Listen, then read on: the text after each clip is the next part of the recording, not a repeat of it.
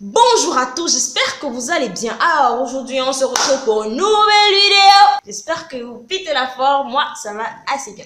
Aujourd'hui on va parler d'un sujet culturel parce que la culture est le fond de cette chaîne. Et la culture est ce qui nous reste lorsqu'on a tout perdu. Aujourd'hui on va parler de l'histoire du cheveu naturel parce que voilà, c'est un phénomène très... C'est pas un phénomène en fait, c'est juste les cheveux quoi. Enfin, on va faire toute une histoire. Mais puisqu'on veut parler de l'histoire du cheveu naturel, on va donc explorer dans cette vidéo toutes les étapes que le cheveu naturel a traversées, où est-ce qu'on en est aujourd'hui et voilà.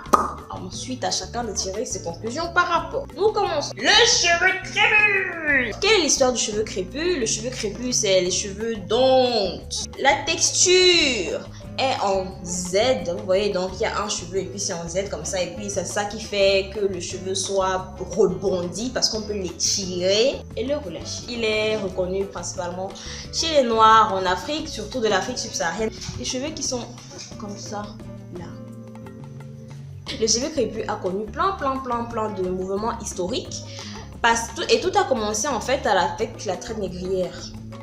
Parce que d'abord, avant, les Africains étaient sur leur territoire et ils se layaient leurs cheveux, mon frère, avec des coiffures tout aussi stylées et aussi waouh les unes que les autres. Lorsque la traite négrière a commencé, non seulement les blancs taillaient les cheveux des noirs en signe de domination parce que voilà, les cheveux sont un symbole de pouvoir, expression de soi, donc on taillait les cheveux à certains et c'est d'autres personnes qui gardaient leurs cheveux puisqu'ils étaient embourbés dans des pièces sales, sans hygiène pendant de longs moments. Il y a certains qui ont développé des maladies dans leurs cheveux et voilà, ils ont arrivé à se tailler les cheveux.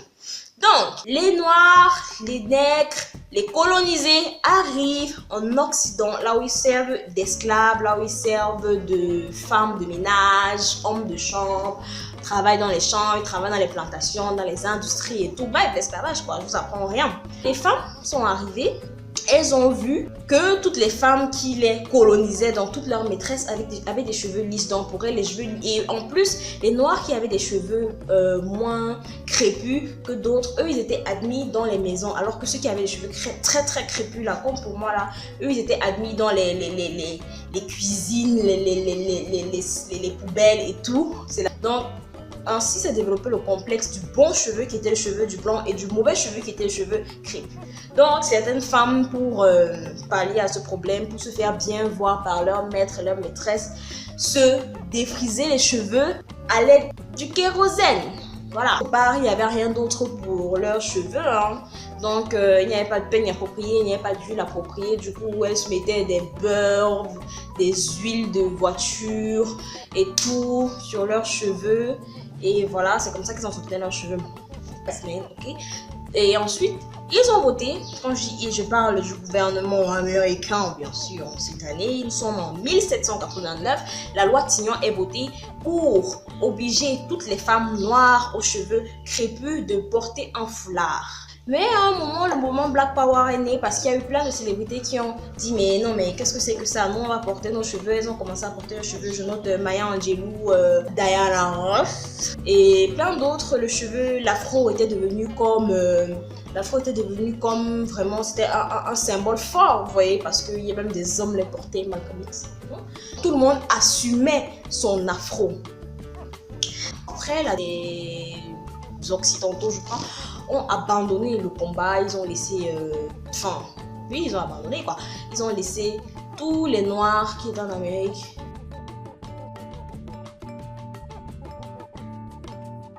traiter leurs cheveux comme ils veulent et voilà. Et tout ceci était possible grâce à la force en fait des noirs. Non, je vous jure, c'était grave parce que si tu es dans un pays, on te force à couvrir tes cheveux. Non, là c'est grave, hein. Là c'est grave. Mais où est passée la Déclaration universelle des droits de l'homme?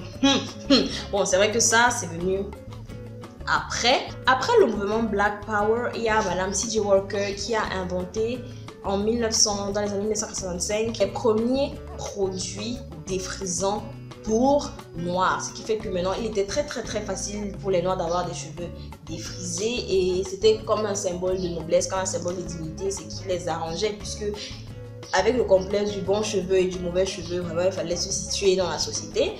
Et maintenant, nous sommes revenus à l'époque du 21e siècle où il y a toujours plein de personnes qui se défrisent et qui c'est devenu, c'est devenu normal, je dirais même naturel pour quelqu'un de se défriser. Alors que non, c'est pas du tout naturel. Tu viens avec tes cheveux frisés, tu mets un produit qui te brûle en fait la peau, qui te brûle les tissus capillaires. Ça n'a rien en fait de naturel. Si tu es né comme ça, c'est que tu es né comme ça.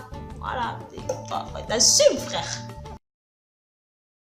Personnellement, vous savez ce que j'en pense? J'en pense que nous n'avons pas à mener des combats, à dire que non, les nappies, les cheveux défrisés. Non, on n'a pas mené des combats parce que nous sommes fins. Nous ne sommes pas là pour prouver à quelqu'un que je porte mes cheveux naturels avec fierté.